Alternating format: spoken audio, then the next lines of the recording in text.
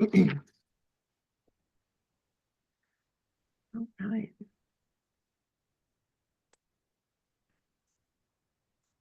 This is great. Looking at all of the people that are putting in their years. I love it. I'll put mine in there too. All right, everyone, please mute. Yes. Hello, everybody. You are here at the workshop on how to earn Toastmasters Accredited Speaker Designation. It's going to be an engaging overview and showcase demonstration with Cheryl Roush. Now, please make sure, as you just heard, that you are on mute unless you're speaking. We are going to be recording this in its entirety, and we are also providing our guest speaker in the middle that is working with Cheryl a recording for her. So we want to make sure that we have really great, solid recordings. And if you have any comments, you can go ahead and put those in the chat. And please watch the chat. You will see information come in that will be helpful for you. We do want to make sure that we've got screen sharing over here. So we've got that taking place. So I am going to go ahead and get started. Let's see. We do have the doorbells off and everything's ready to go.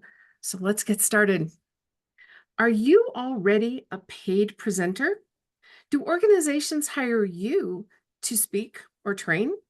You might be eligible to apply and earn the Toastmasters Elite Designation, the credential.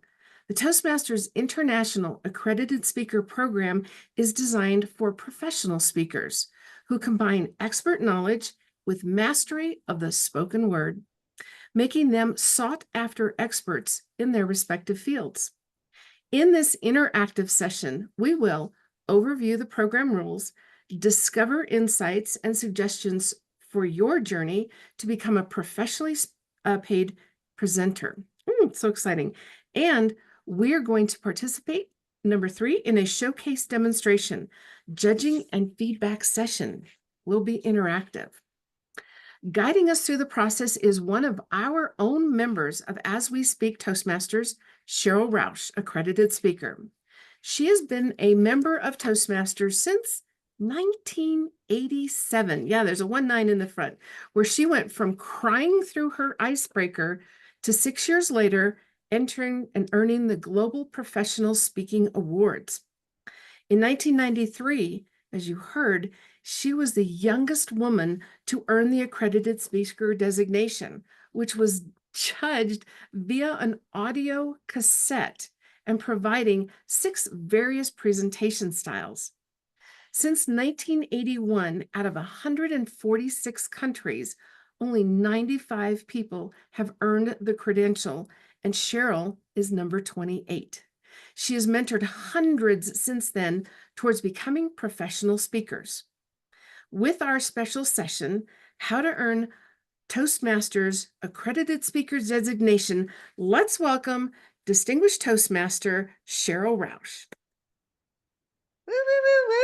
Wow, wow, wow. Well, this is very exciting. First of all, thank you so much for your interest in this program. And it is Toastmasters Elite Designation for those who are paid for their presentations. So we'll be doing an overview on that. And our Zoom master is going to be loading up the chat here for you, both with dialogue as well as files that'll be posted there. Thank you very much, Lori, for keeping up with me. Good luck. And thank you in advance.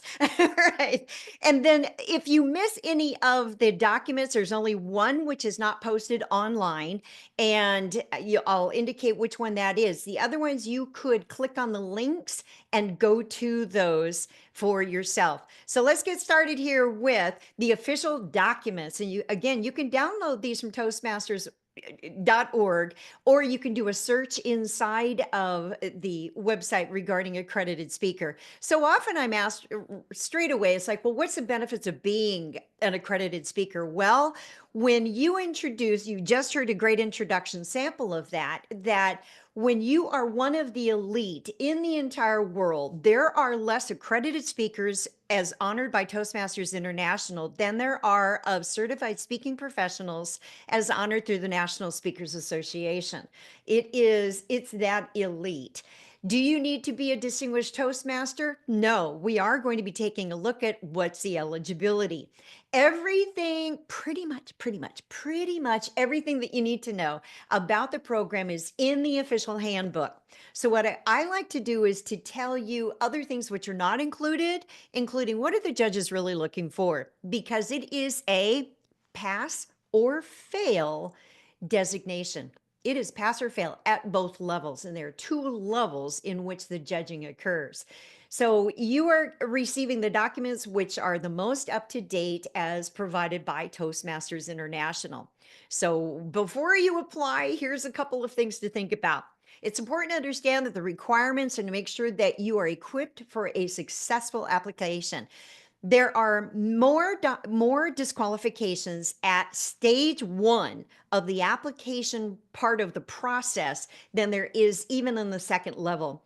People forget to read the entire rules, or there's one statement, one bullet point that they didn't quite follow, or even how they write about themselves inside of the applications. I'm going to point those out. I want to share with you what's not in here.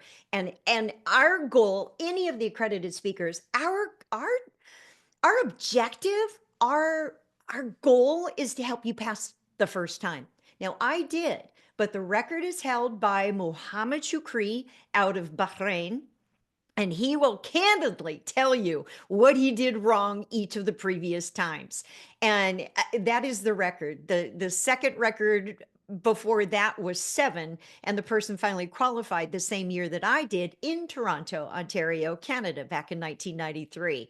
So not everybody passes the first time. This program is not for everyone. However, if your path is to become a professional speaker, consider following the guidelines in the application itself as far as logging what your speaking engagements are to help you become a well-paid professional speaker and a subject matter expert. So all of this, whether you ever apply or not, all of this is going to help you in the goal. And that's why As We Speak Toastmasters is a specialty club that is dedicated to helping those who are pursuing the designations of accredited speaker and the title of professional speaker. So keep in mind here that when you do apply for it, that it's speakers who have already reached professional level status in their careers. It's not designed to help you get there, not the actual accredited speaker program on that. So it's not designed to recognize or support publicly for those who are in the process.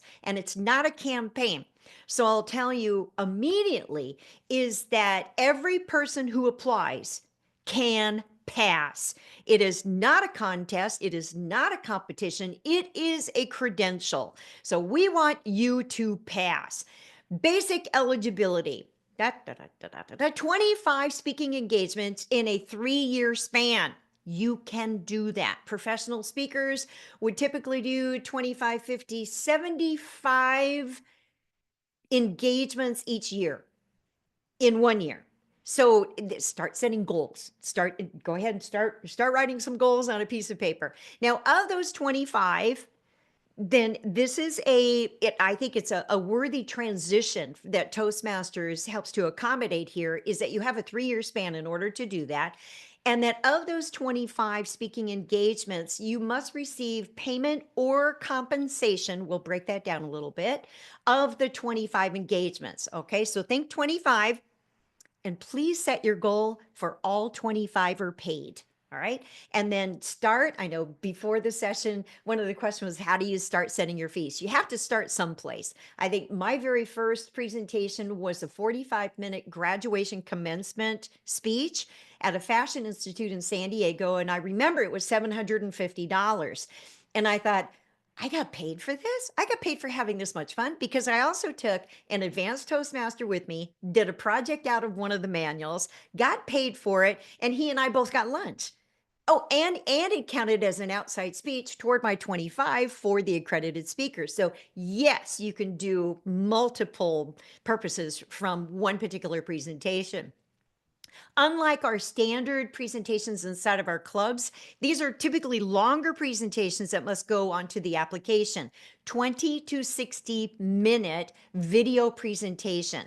So that means, and there was one speaker who was disqualified because the keynote presentation went 90 minutes, which is typically what he gets paid to do. However, the application submission, that there is a video that can have absolutely no editing in it, that must include your formal speaker introduction, that you provide the opening, the body, the conclusion, good structure, engagement, showing your subject matter expertise. That video can only be between 20 to 60 minutes, and that does not include your introduction. So just to give you an idea, emceeing a presentation or panel presentations are not eligible for that particular. It needs to be you, only you speaking for that. And the recommendations from 5 paying clients, and we'll be popping into the chat there what that letter of recommendation looks like. You provide those to your clients, but they go directly to world headquarters, not back to you. So all of that's a little bit hidden. Inside of the handbook is this portion of the application. So again, where it's saying the 25 speaking engagements that you've given outside of Toastmasters within 3 years. So that means that as you are giving your presentations, none of your presentations may be to Toastmaster audiences, and it's suggested that you do not have Toastmasters in your audience, because if the video shows them and the judges recognize them, it may be disqualified because they must be outside of Toastmasters that the presentations are given. So 15 of your 25 engagements must be paid, and that the audience size for all engagements, then also must be posted. So I'm giving you some additional tips, and what I'll do is when I'm finished queuing these up, I'll suggest that you take a screenshot. So figure out how to do that on your smart device there. All right. So then for the date, it might be the oldest to the most recent dates. That's what I suggest. And again, I've been the judge. I've been the chief judge. I now recuse myself from judging because I would rather be available for mentoring people in their final stages toward level 2. All right, so oldest to most recent dates up to 3 years prior to the date of application. So what date is the application due? By February 1st. However, there have been disqualifications because something happened and the documentation was not received, or that it was missing something. My suggestion: put January 10 to January 15 onto your calendar of whatever application year it is going to be for you, and make that your target date. Ensure that you have more than 5 of the letters of recommendations from those 5 speaking clients, because what happens if one doesn't get returned? And make sure to video your presentation, because it cannot be edited whatsoever. Give yourself enough time. What happens if that video isn't good, or, because I've seen this happen, that the video was unacceptable, that it was from the back of the audience and was filming the audience and not the speaker? You want the video that shows how many people are in the room, but to stay glued on you because you are the one being judged for the presentation. It needs to be professional video with professional sound. There have also been disqualifications based on the sound quality was so poor that the judges couldn't judge. So then name the company or the organization, which, as you are starting your journey to become a professional speaker, you need to be keeping a spreadsheet of this information anyway. That's how I know that I've presented over 3,500 presentations. I've kept a log of who they all are, the person, the organization title. The length of the presentation, again, must be between 20 to 60 minutes. And then not less than 20, not more than 60, plus the introduction time. The fee received, so I realize that we have people attending from other countries outside of the US. Yay! Yes, yes, yes. Be the first person from your country to earn the accredited speaker designation. The red carpet is rolled out. So fee received up to 7 presentations may be reimbursed. So let me explain that one. All right, so reimbursements. So 7 of the 15 speeches for which the speaker only received an expense reimbursement which could include travel. So if they reimbursed your travel or food or lodging accommodations, it could be a flight, could be mileage, or a per diem, which is a daily allotment, if you will, or a monetary gift or donation, will qualify toward a maximum of 7 of those 15 paid speaking engagements. Now, professional speakers typically do not consider any of that as a speaking fee. What we consider is a check, an actual payment. So that's the second part of this. 8 must be paid a fee. So you would post that in this column as either a USD or in your particular currency. All right. So at least 8 of the paid speaking engagements of those 15. So seven reimbursed, 8 compensated for which the speaker was directly paid a prearranged fee. That means a speaking fee. Questions that we get here is, well, what about back of the room sales for coaching, consulting, book sales? No, none of those count. Speaking fee for speaking only. So 25 engagements, right? Makes some sense? All right. And then the audience size here must be at least 20. Again, non-Toastmasters. And so the 20 people in the room for your videotaping may not include you or your videographer. Go ahead and take a screenshot of this. So these are my tips to help you and how you fill out this application. And again, this application is included in the official handbook. So what I would do, and it's fillable, by the way, but when I first started, we didn't have PDFs that we could fill this in. I started with an accounting ledger book. And I still have it today. All right, there you go. So that gives you some ideas. A couple of other things to take into consideration, because there's one portion of the application that is asking for more information, including your educational and professional background. This means, and this is where some people may be disqualified or not shine as a true professional speaker because they have a tendency to put Toastmaster things into these 2 particular sections. The suggestion is nothing Toastmaster, everything professional. This is a professional designation credential. So related to your profession or your speaking training, what are the degrees, the professional certifications that you've received? Are you published in the field, whether it be papers or books that you've published? So again, and not DTM, because it is not a requirement for this designation. For more information regarding the pathways and levels and everything else, refer back to the official handbook, if you would please.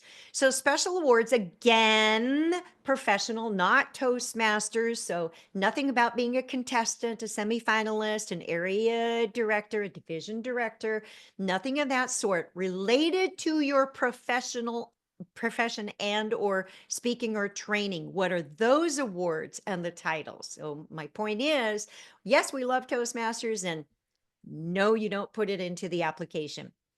Again, what are you doing professionally? So let's take a look at some of the judging criteria and ballots. And you're also going to be receiving level 1 ballot in the chat box. So thank you very much, Zoom Master, for putting that in there. There's 2 levels of the judging for the accredited speaker program. Level 1 is primarily the application, watching that professionally recorded video from a paid engagement that has 5 letters of recommendation. That's also in the chat box. Then of those 5 letters, 1 needs to align with the event that you did for the video so that the judges can align. What did that meeting planner think of the video, of the presentation that they paid you to do? So level 1 is primarily those 3 things. Level 2 is the live presentation.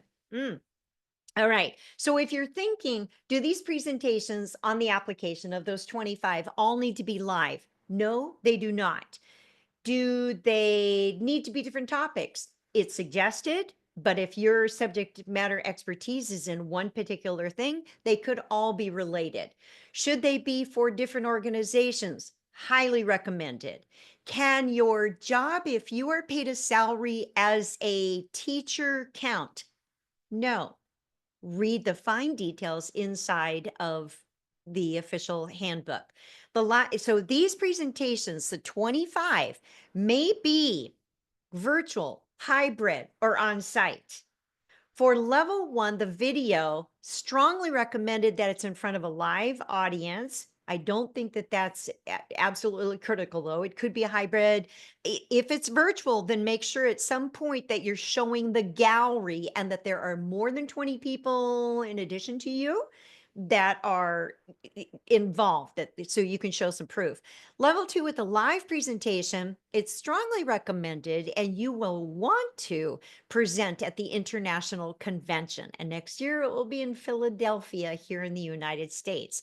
So you would have an option of a live presentation in front of the world audience, or a virtual presentation if you're in another country and for whatever reason you choose not to travel, that's acceptable. You can also have a hybrid audience so that you have some energy when you're giving this presentation. So you have those 3 options for level 2. Give you some ideas on that. Again, read the application, and I'll also provide for you resources and support. So if something is not in that handbook, that you can email world headquarters and ask specific questions as well. So what the judges are looking for, because you're going to become a judge in just a few minutes as we have our showcase presentation. So the instruction to the judge is that the accreditation should be undertaken for the sole purpose of determining the skill and expertise. So the subject matter expertise and their caliber of professional presenting. So these are the 6 different styles that, as I was introduced, that I was judging 6 different styles of speaking and training and via audio cassette. Yes. All right. So informing, motivating, inspiring, entertaining, leading seminars, as well as discussion groups. So then the big questions then is, well, how many candidates can progress each year? All can pass, every single one. It's not a contest. It's not a comparison. It is a professional designation. As a result of being able to add the accredited speaker to my professional designations, it has increased my fees as well as I would say, my reputation and what the expectation is for me when people hire me. So at both levels, it is a pass or fail, which means that 4 of the 5 judges must give at least an 80 or higher score. What does this mean to you? I would not settle for 80.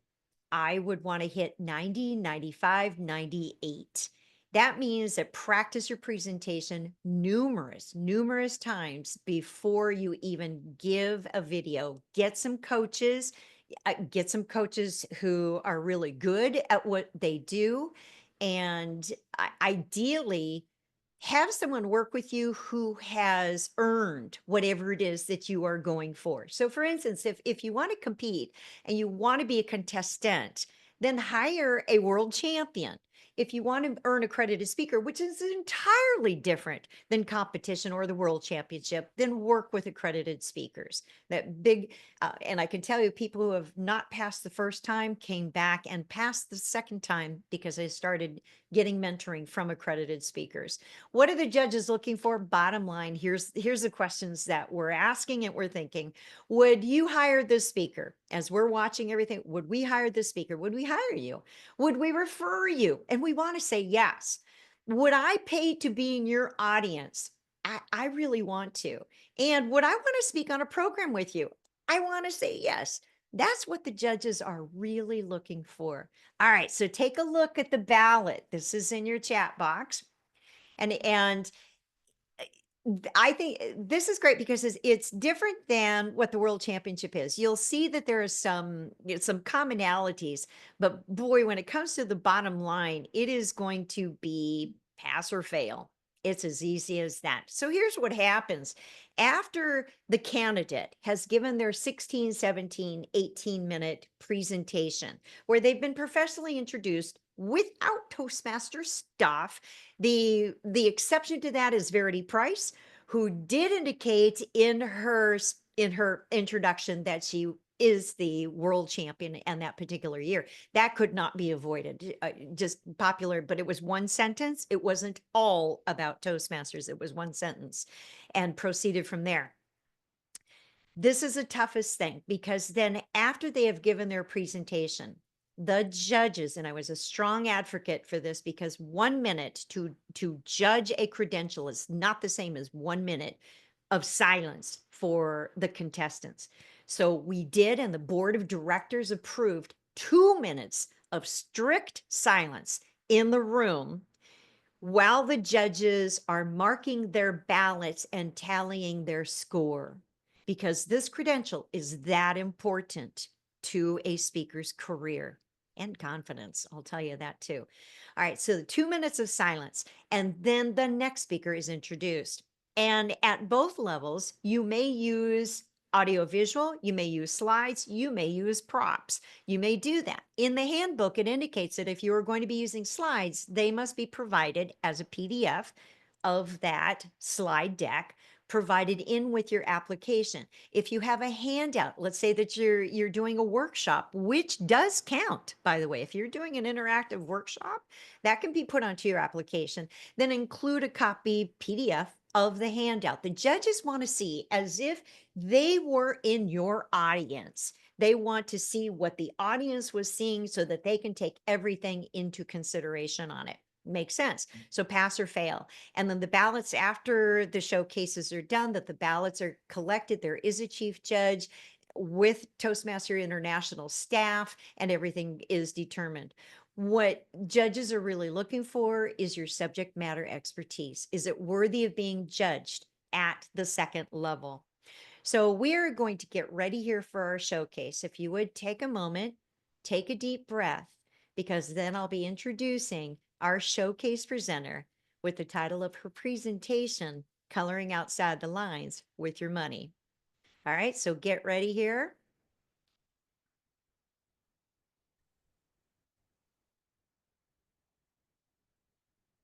Take a look at the ballot. Are there any questions so far regarding that, by the way? Any questions? I have a question. Yes?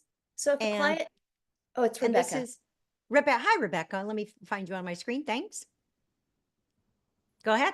Okay. If a client has hired us to do a webinar where we can't see, who's in the audience, then what is and they fill out a form, they can verify how many people were in their audience. can. That would, That would suffice. Okay. That would suffice. And perhaps that goes into the letter of recommendation. right. Okay. Thank you. We had an astounding 123 people attend your webinar. Yes. Okay. We like that. Yeah. We do. We absolutely like that. Good. Thanks, Rebecca. Thanks. Okay. Got it. All right. So let's see if we could. Cheryl, I'm going to add one more dysfunctionality aspect of it. So everybody, you will see Dan raise his hand. He is Genevieve's official timer. So when he raises his hand, he will go to the very top right now, and you will see him give colors. It is not traditional colors on timing as Toastmasters. These are the timing pieces of information that Genevieve wanted, and she will have a multiple green showing. So just disregard the timer. That Genevieve and Dan have worked it all out. All right. Thank you. And did I see another hand up? Dan's hand went down. I'm not sure why. Yeah, Just Dan, kinda go ahead and stretch raise your hand again. The new Zoom has done some interesting things about how long a hand will be raised. But Dan, if you could raise your hand, the electronic hand. There we go. Okay. There you go. Hopefully it'll- Okay, got it. All right. And let's see, just a minute, doing a little. All right, Genevieve, I'm going to be spotlighting you. Okay, you good with that? Okay.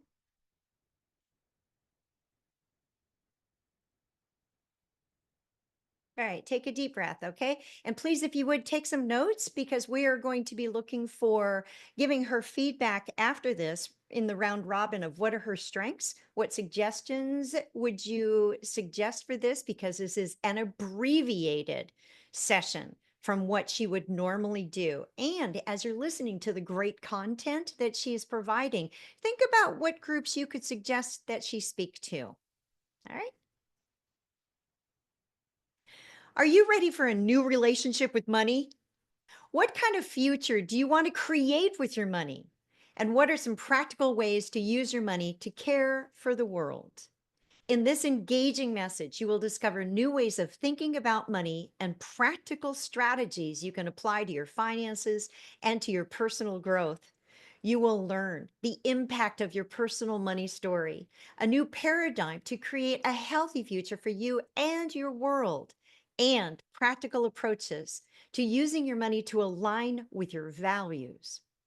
Our subject matter expert is the author of Sacred Money, The Power of Heart-Centered Finance, proposing money is not just a societal transactional tool, but a potent catalyst for profound societal change. Genevieve Chavez Mitchell is a twice published author, speaker, and community leader. She is dedicated to using her time, talent, and money to work for a just and kind, thriving earth and world. Over the past 10 years, she has shared her expertise and story on stages at the Social Capital Global Conference, at Latina Foundation of Texas, Fem City, National Association of Women Business Owners, at churches, on podcasts and workshops, and in webinars. Are you ready to think about money differently? Are you ready to connect with your heart and your money? Let's explore how you and your money can be used to create a world that works for all. Sharing Coloring Outside the Lines with Your Money, let's welcome Genevieve Chavez Mitchell.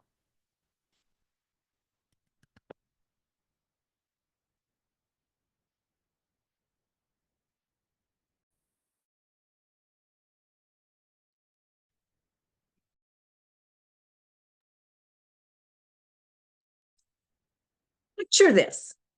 It's a first grade classroom. Miss Dominguez has handed out pictures and markers to all the children.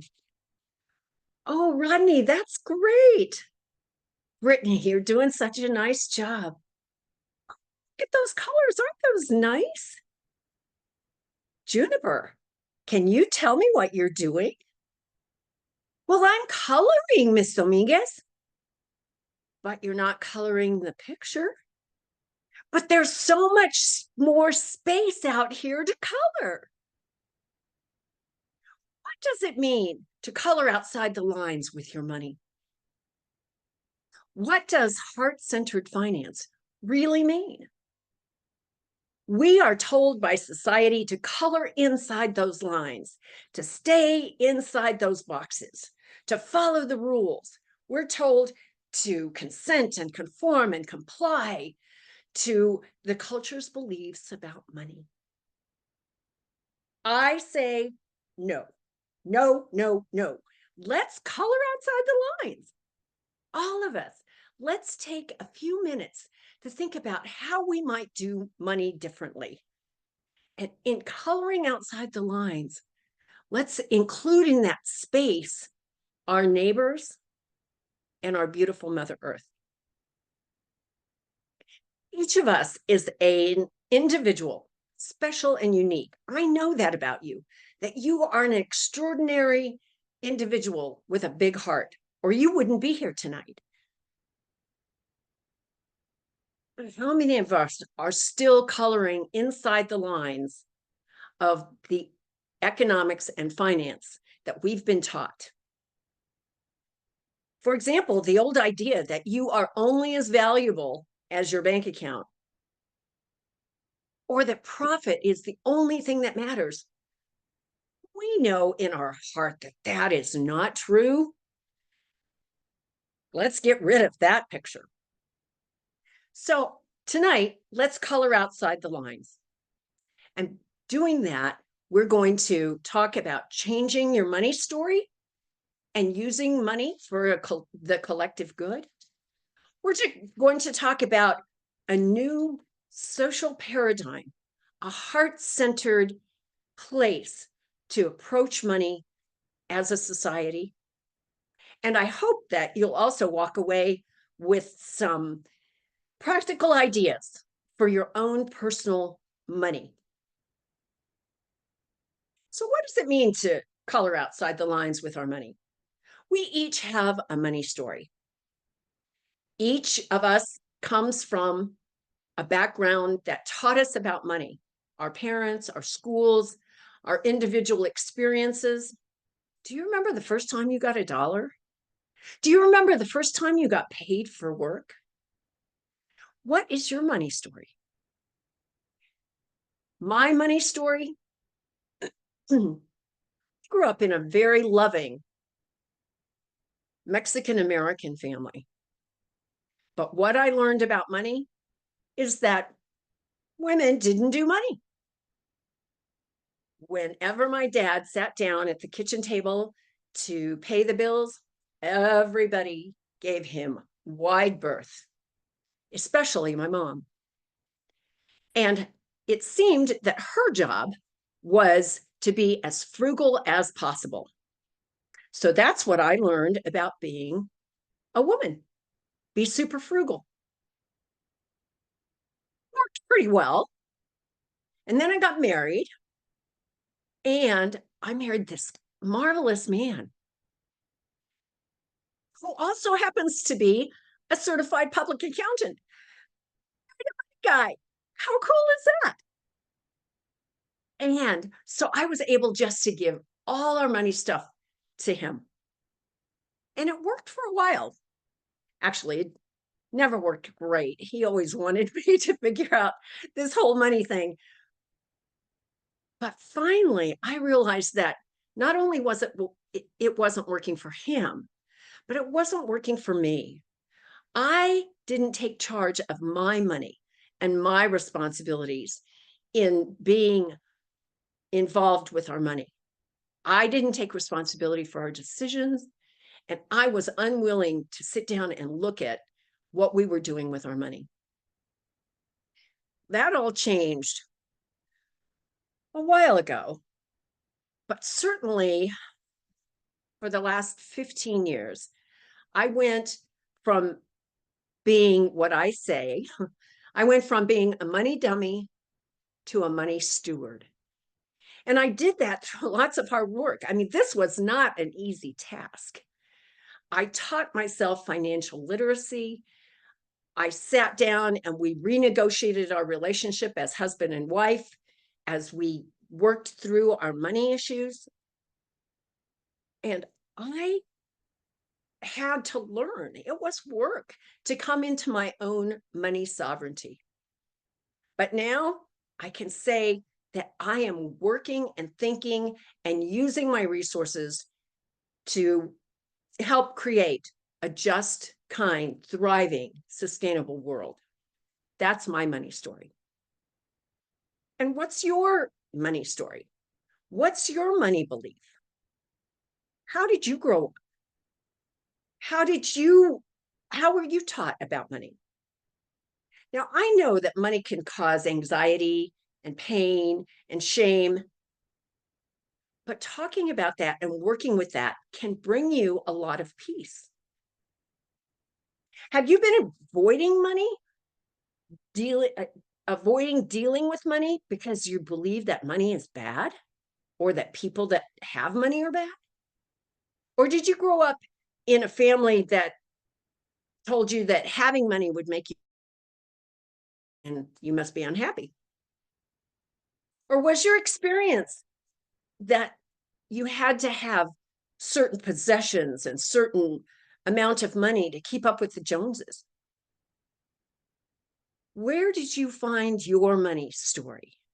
And how might you change that so that you can work more closely with the heart-centered piece of who you are and make choices that serve you and your future?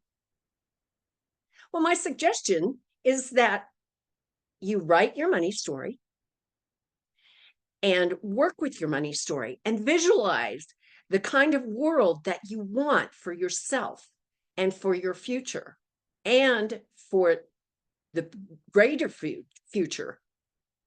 And then you can write a new money story about how you'll move forward in the world.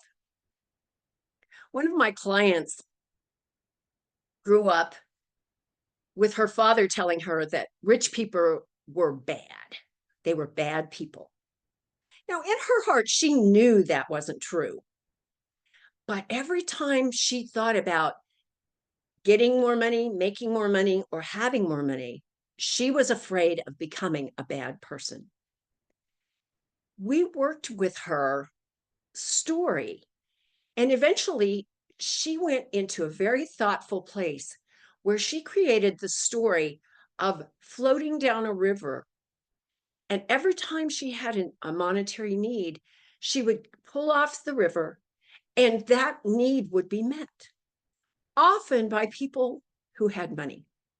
And she recognized that being a person with money did not make you a bad person.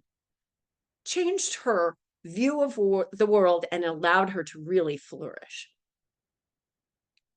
So I invite you to write your money story, visualize what you want, and create your new money story to make that happen in your life.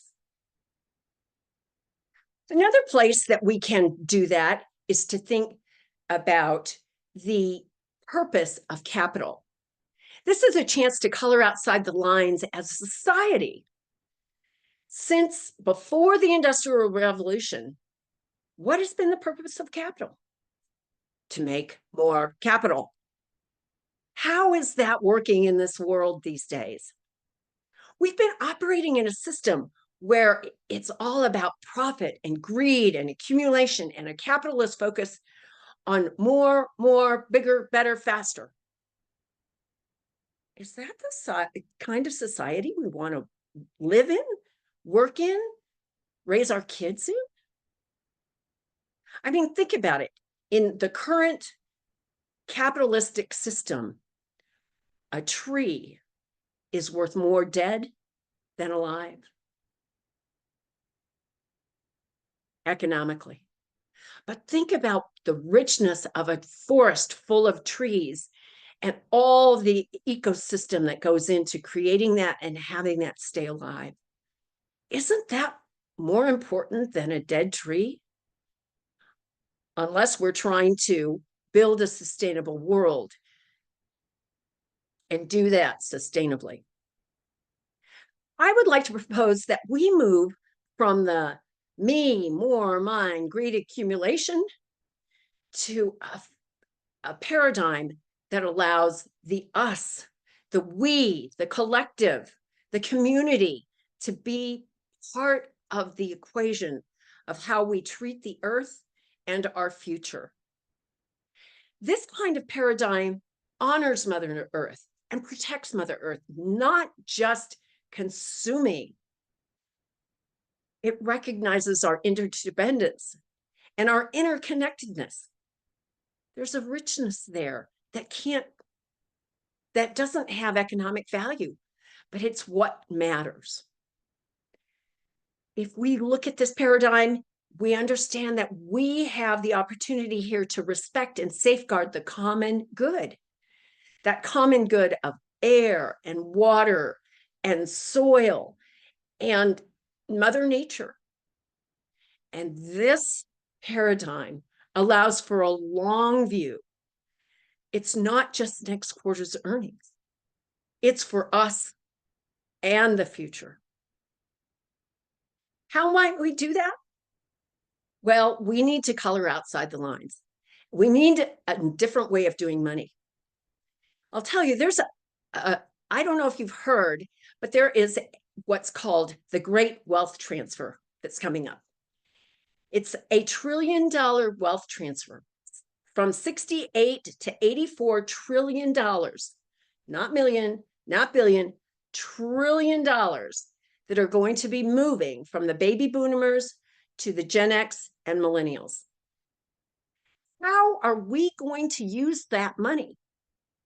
I hope it's by looking at the us, the we, and the collective care for the earth instead of just about me, more, mine, bigger, better, faster. That's how I'm suggesting that we color outside the lines. And how can you use your personal money for impact? How do you want to color outside those lines? Now, I know that money is a very personal thing. I can't tell you how to earn, spend, save, or invest your money, but I can invite you to think about using your money with intentionality and think about how to use your money for impact. Money and impact. Wow. Money as a tool that we can use to change the world. Here are some ways that you might want to think about having impact in your world. 1, shop local. Now, I know we see that on signs. Yeah. There was a study done a few years ago by the American Association of Independent Business, and they found that if you spend $100 locally, that $48 of that recirculates into the local economy. If you spend $100 at a big box store, $14 of that recirculates into the local economy. If you spend $100 online, $1 comes back into the local economy for the driver. Shopping local, spending local, operating local is enormously important. Another way you can have impact is to use cash. Your local entrepreneur pays lots and lots of credit card fees. If you go in and you buy with cash instead of your credit card, you allow that entrepreneur to save that 3 to 5% credit card fee every time you do business. It's a powerful thing for those entrepreneurs. Also, where does your money spend the night? Banking locally can have a powerful influence in the local economy. Local banks care about their local area, and they put emphasis, time, and energy into creating a healthy local ecosystem. Now, I know the big banks are very convenient, but they are not supporting the local entrepreneurs, the local mortgages, or the local businesses. The big banks are supporting multi-big companies and oil and gas. Where do you want your money to spend the night? These are ideas about coloring outside the lines that will help make a difference in the world. And don't forget conscious consumerism, buying fair trade, reusing, and repairing. All those are opportunities for you to color outside the lines. So I hope that tonight you now can think about coloring outside the lines with your money. We talked about your money story and how impactful that is, and changing it to create the kind of future you want for this world. We talked about creating a social paradigm that is more about the us, the we, the community, collective connection. I hope that you'll take that into your thinking as you move forward. And take away a few practical ideas on how to use your money for impact.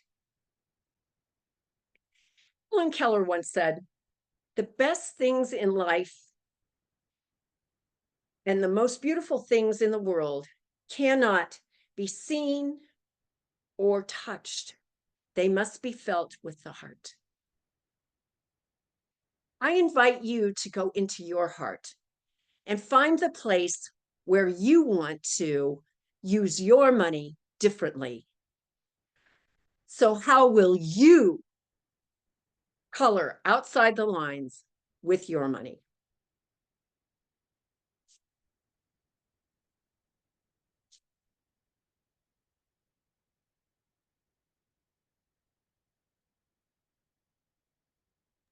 You can hear our thunderous applause. Wonderful.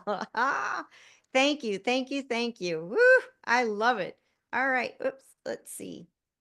Okay, good job. All right, so let's go into, if you are ready for round robin, we're going to do some quick feedback on this. Yes, all right, so as I'm looking at the gallery, and here's what I'd like to do is go ahead and raise your hand. Dan, if you want to go ahead and put your hand down.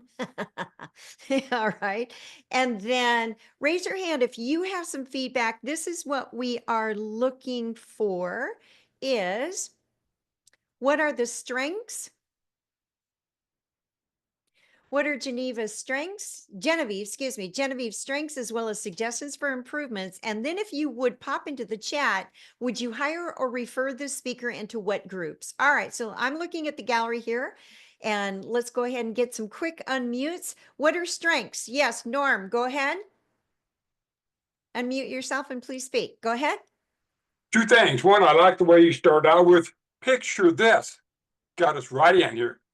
And then I love the ending. She said, how will you make a difference? So I thought those were two really good beginnings and endings. For improvements, I think it would be helpful to enumerate. Think about 1, 2, or 3. All right, good. Thanks, Norm. Debbie, over to you. Okay, stories, enthusiastic voice, personal anecdotes really connect with me, an audience member. And suggestions for improvement, a couple of stumbles in getting the words out, but excellent recovery. Just get grab your words and keep going. All right, great. Thanks, Debbie. Lori, over to you. Thank you. One of the things I liked is, Genevieve, is that you gave instructions, like, here's what you do. Here are some things to do to improve your money situation. And then you used the verbiage coloring outside the lines quite a bit in your speech. And I'm wondering if there's another way to say that, where as a listener, I'd be like, oh, she's talking about coloring outside the lines, but you're saying it in a different way. Okay, great. Thank you. Time for one more. Rebecca Murray, thanks. Yes, thank you. I really loved your question, where does your money spend the night? I've not heard that before. And your tips, getting me to think about how to use my money locally, I thought were very clear. I did feel that this is really two different topics. The one about the money story, different from the social impact of our money and the as a consumer mindset. And I wasn't sure how the coloring of the lines really fit. What on the first one, where it's the money story, I felt like your money, the most powerful part of that whole thing to me, that I think that you as a great storyteller could embellish, is instead of starting in the classroom, to start at the kitchen table with your papa and your mama. And this is where your money story starts. And this is where, and just to launch from there if you're going to go the money story route. Because that to me, like, I could start seeing it, but you didn't bring it to life with dialogue as you did for the classroom. So I think there's a lot there to explore. I'm excited about that. Well done. Well done. Thank you. Great feedback. Again, this was an abbreviated session for us. And that's probably one of the more difficult things in the accredited speaker program, is how do I take what I do all day and bring it into TEDx-ish?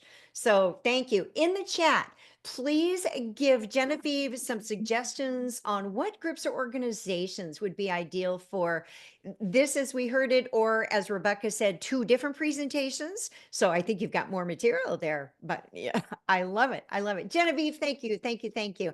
In the chat box, there's also this is the official judges feedback form. So if you would please download this, and Genevieve invites you to email it back to her directly after you've thought about this and give her more feedback. Again, this is part of what the judges actually do for each of the presenters. Genevieve, we celebrate you and all the work that you are doing, and I've added to my slides information, and we're putting this into the chat box as well. Your website information, people can connect with you here. On LinkedIn. So I know that you said you would love for people to reach out to you on LinkedIn. This is also included in the chat box for you, and your beautiful book. So people can order directly from your website. It is a beautiful piece. So we congratulate you on this. Now, also, too, in the accredited speaker program, typically a speaker does not pitch for themselves. That's why I get to be the one to do your outro. So thank you very much. You're very, very welcome. Thank you. You have abundant resources and support, by the way. So again, with Toastmasters here is everything, boy, you name it. Boy, we have it's so much information for you. And again, start with the handbook. Everything is there. A couple things I'm going to add to this. Regarding accredited speaker mentors, they are listed and they're being updated currently right now by World Headquarters this next week of those of us who are interested in mentoring. It is complimentary mentoring specifically for the application. So at level 1, the application process, which is the trickiest, and reviewing your video. It does not, however, include professional coaching, just to be very clear. And you can also email Toastmasters International after they do request, after you read the entire handbook, because most of the questions are going to be answered in there. So take advantage of that. Also, we're putting into the chat box, here's a resource sheet that I've created for you, as well as it lists, and we're putting into the chat box too, some videos. So full-length videos, again, more information about the accredited speaker program. And Patrick, this is what I said that I was going to be loading up at the end of the session. Feel free to capture a screenshot of this. This is from another program that I do, Workshop for Speakers. And I've done the research on this. We're putting this into the chat box as well, the actual list. Because when you think about what topics are you speak on and be paid for, this is the hot list. Now, it doesn't mean pick one of those and go become an expert in it. It means find which areas that are listed on here are you an expert in, and make sure to use those names, those categories, if you will, in your marketing to help you be found, which means be referred, be paid, and be hired. So I thought that that would be very helpful for you as well. Questions and answers, we're going to go right into the end of the meeting here and bring it back around. So I return control of this, and I thank you for attending this very special session. So I'm going to return this back to TK O'Geary. So thank you, thank you, thank you. And I'm making sure that I mute first. And this is so exciting. Thank you so much. And thank you, Genevieve, for giving us that opportunity. It's quite something when you are just like, this is interesting and different. And I'm doing this in front of a bunch of people for the first time. And yes, she has interactive workshops. So thank you very much, Cheryl. We love having you as a member, and we love your workshops. I'm going to introduce, actually, I don't have to say that. I am introducing one of our officers, Caroline Browning-Hess. She's just going to talk to you a little bit, and I am, for some reason, not letting you're going to see both screens on here. So it's got both of the I seem to have lost sound. Interesting. Yes. So there you go, Our Caroline. club has been honored to host this event. And thank you, Cheryl. And thank you for being a member of our club. We would like to invite you to join one of our meetings. There is a QR code in the lower right-hand corner of your screen. Please use it and come join our meetings. Additionally, we have at least 9 accredited speakers come and talk with our members every year. Not at one time. We do space them out throughout the year. Yeah. But please come and join us. We would love to see you again. Back to you, TK. Thank you so much, Caroline. And thank you all. I hope you got something out of this. We have 1 minute left, and like good Toastmasters, we will end on time. We will stay here afterwards if you have any questions or comments. We do know that this is late for some, early for others, and in the middle of the day or the middle of the night for even more. So feel free to either ask questions, hang around if you want, or go ahead and send an email to the As We Speak Toastmasters if you have any additional questions. We are wanting to get more accredited speakers, and several of us are on the path. So I'm going to adjourn this meeting. This workshop is over. And so now we are in social time. If anybody has any questions, and Cheryl, thank you so much. We do know that this is 10 o'clock your time. So thank you for staying up and looking so fresh and wonderful. Oh, thank you. Thank you. I'll stay for questions though. And I would love to hear feedback. What did you think? Are you excited about this? Is this a worthy goal for you to pursue? Yes?